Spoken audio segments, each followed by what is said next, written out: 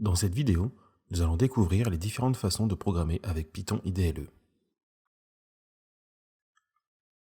La console Python permet d'entrer et d'évaluer des instructions à la volée. Ici, on affecte à la variable x la valeur 5, puis on évalue l'expression 3x plus 5. Il est tout à fait possible d'utiliser des structures comme la boucle. Dans cet exemple, la variable f initialisée à 1 contiendra après traitement la factorielle de 5.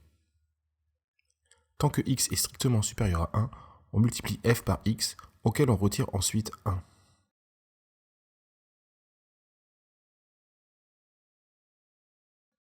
On affiche alors dans la console la variable f. La console permet d'utiliser des modules complémentaires afin d'étendre les fonctionnalités de Python. Ici, le module Turtle importe des instructions de dessin qui s'exécuteront dans une fenêtre dédiée.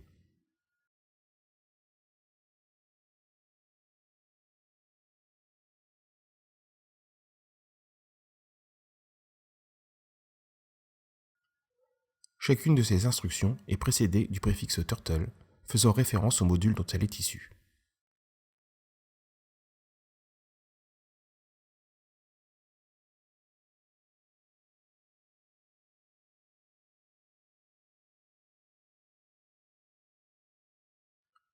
Cette méthode a cependant ses limites. On ne peut ni sauvegarder, ni modifier le programme entré. Pour ce faire, il faut utiliser l'éditeur fourni en ouvrant un nouveau fichier.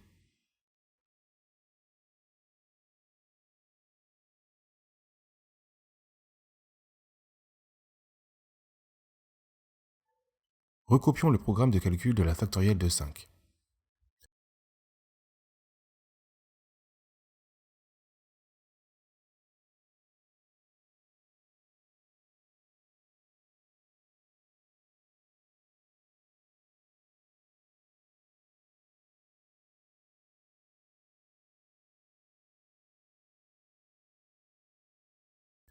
L'affichage d'une variable dans la console nécessite l'utilisation de l'instruction print.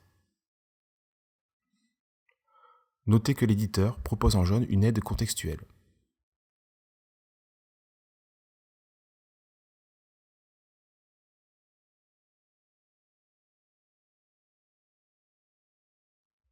Avant toute exécution, il faut sauvegarder le fichier que l'on nommera ici test et qui portera l'extension PY.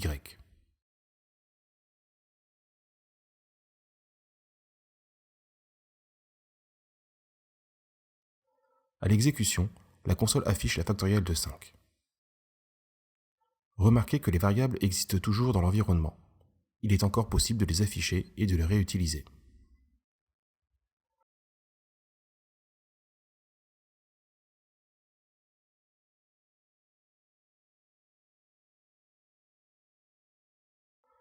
L'utilisation des modules se fait de manière analogue, après un port, communément en début de programme.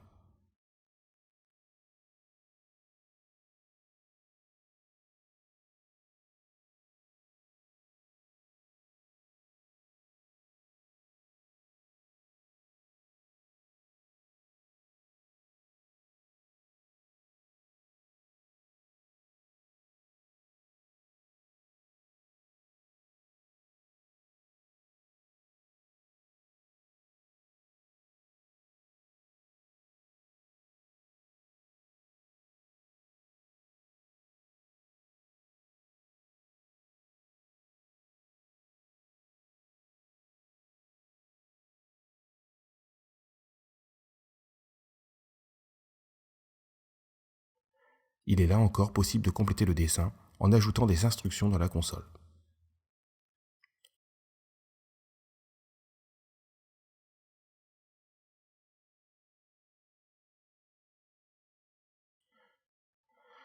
Une dernière façon de programmer consiste à utiliser des fonctions que nous appellerons dans la console.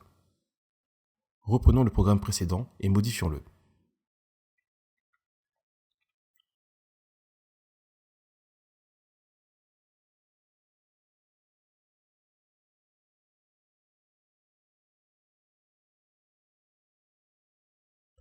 Créons une fonction facto qui prendra en paramètre un nombre x supposé entier.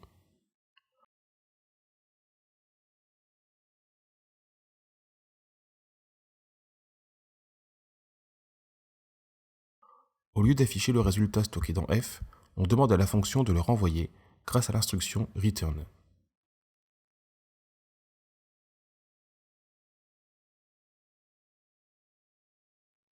De la même façon, créons une fonction segment dont le paramètre n sera la longueur du segment tracé par la tortue. Supprimons l'instruction reset pour ne pas effacer la figure à chaque appel de la fonction.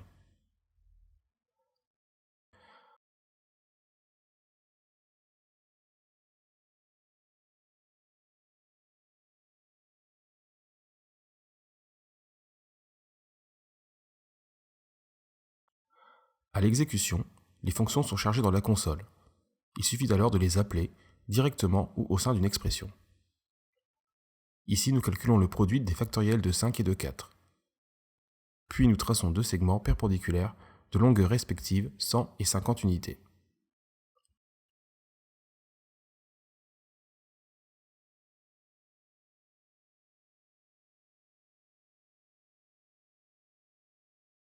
Cette approche permet ainsi de se confectionner une bibliothèque de fonctions réutilisables.